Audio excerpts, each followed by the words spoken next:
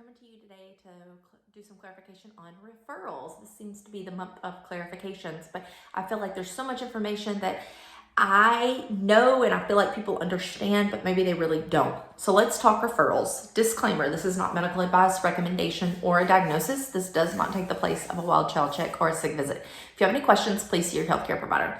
So recently, someone in our community had an issue where they needed a referral and they couldn't get it. And I feel for you 100%. Like if you can't talk to your provider, that's awful. But let me shed just a little bit of light on referrals. As a healthcare provider making referrals, right? As a primary care provider, I'm the one for certain insurance companies that has to make the referral to like ortho, we'll use orthopedics or dermatology for your insurance to cover it, or for that place to accept you, okay? But if I refer you for something that I have never seen or I don't know anything about what's going on with you, I'm setting myself up for failure. It's not just easy to just send in. It's not just sending in a piece of paper and saying, oh, they hurt their knee.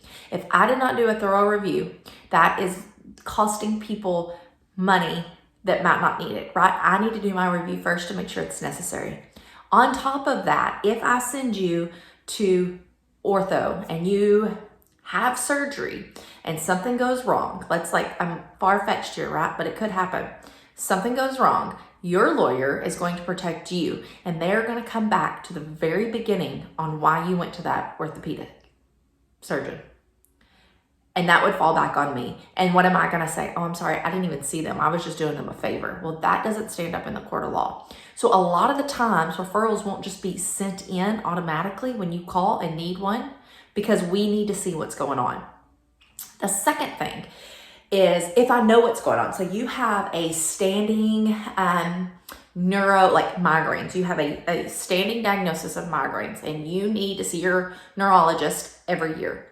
And you have to have a referral for that because your insurance. Well, I know you have migraines and I see you every year and we discuss this, so I don't mind sending it in. However, if you give me or my facility 24 hours notice before your neurology appointment, that's not really fair. The amount of patients that we see throughout the day, the amount of incoming forms, calls, patient cases that we have to strum through, sometimes they can get missed in a 24-hour notice.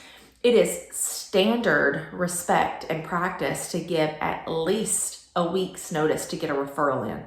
You're talking it's got to go through me, it has to go through my referral department, then it has to go to that facility. It doesn't matter how many times you call and ask for it.